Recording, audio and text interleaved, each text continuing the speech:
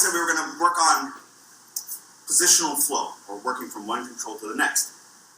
Just like every martial arts technique fails at some point, so it goes with the positional control.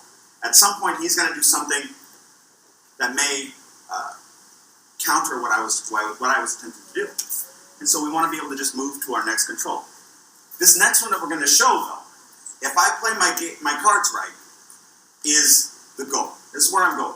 When we first started Red Zone, it was much more figure out a way to control the blade and then hit the guy and make him drop the knife.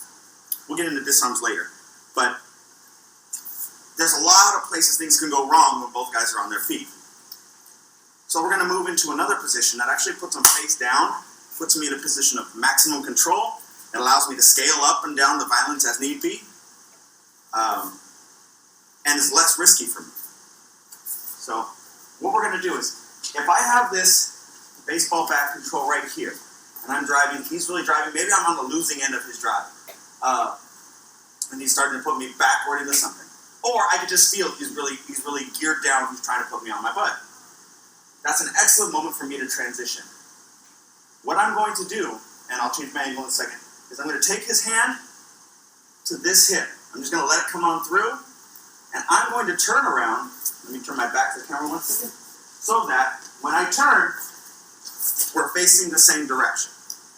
Without the blade really quickly, what I want to do is when he's driving and I'm driving, is I'm going to spin out of the way, and if I do things correctly, he should continue to move forward. Incorrectly would be he's driving in and I start to back up driving. And I start to back in a circle, and he just kind of follows me. That's no good for me, and eventually he may be able to run me over. So my movement goes from driving here, I'm going to step with my left leg and let him go all the way through. And then when his body drops through, we can go somewhere with it. So I'm with the blade, I have my control, he's driving, and I turn. Do it from another angle. Right here. I'm driving, and I pull and come through here. Now, let's go to the middle of this. When I turn, a couple things that are happening. This right hand that has control keeps this at my hip and my elbow is in. I don't want to be out here. He's too strong out here. He can bring this in, he can give me some problems. So I keep this anchored to me. As I do, my left shoulder is going on top. If I can, I'm going to keep a good grip on this wrist and keep my body up against the elbow.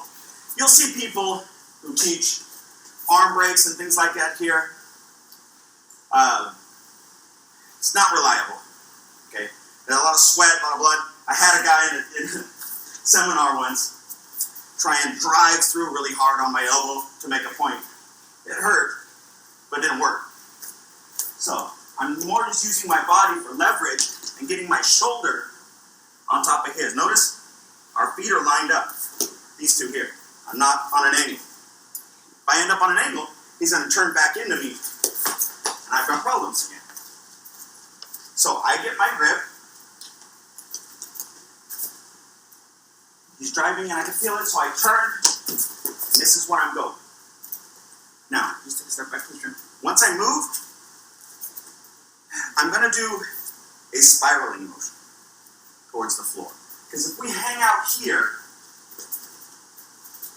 eventually he's going to troubleshoot. He's not going to hang out here and let me have his arm. If I turn into him to try and strike, he's going to stand back up. So I've got to find a way to do something besides just hang out here with him. So we're going to take him all the way to face down. My movement, as I transition, here's my grip. I have their right arm, left arm's over here. As I transition, this is going to my hip. My foot turns 180 degrees, and I'm going to continue until I have them pinned with my shoulder. Very similar to what you might see in a more traditional martial arts kind of spinning foot sweep. But that's only incidental. So my movement, we're going to get to the ground, is through to here. Let's have you just turn here so you can see the final position. Once I get my control, my shoulder is on top of his shoulder, and my hips are high. If my weight's on him, there's a chance, yeah, he already planted his head, he's gonna roll me over. Okay, he can just take me right over the top. This is a very bad spot for me.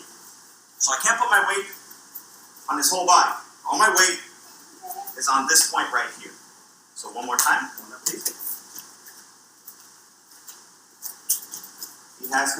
He's driving in, I'm driving my control. Disappear. Here we go. Now, turn back towards the mirror. Towards the camera. From this control, let me have you back up a little bit. Let's say I took him down, and this is where we ended up. I have my control, but he doesn't want to smash his face on the ground, so he posts his hand. This is why the spinning part. If I try and push him down here, it's not going to work. He's too strong. I need to continue to pull him away from this posted hand in order to break him down. And I can't just turn, pause, and reassess. So we build that into the whole movement. So I get my control, and then I just spiral all the way to the ground, so we end up in control.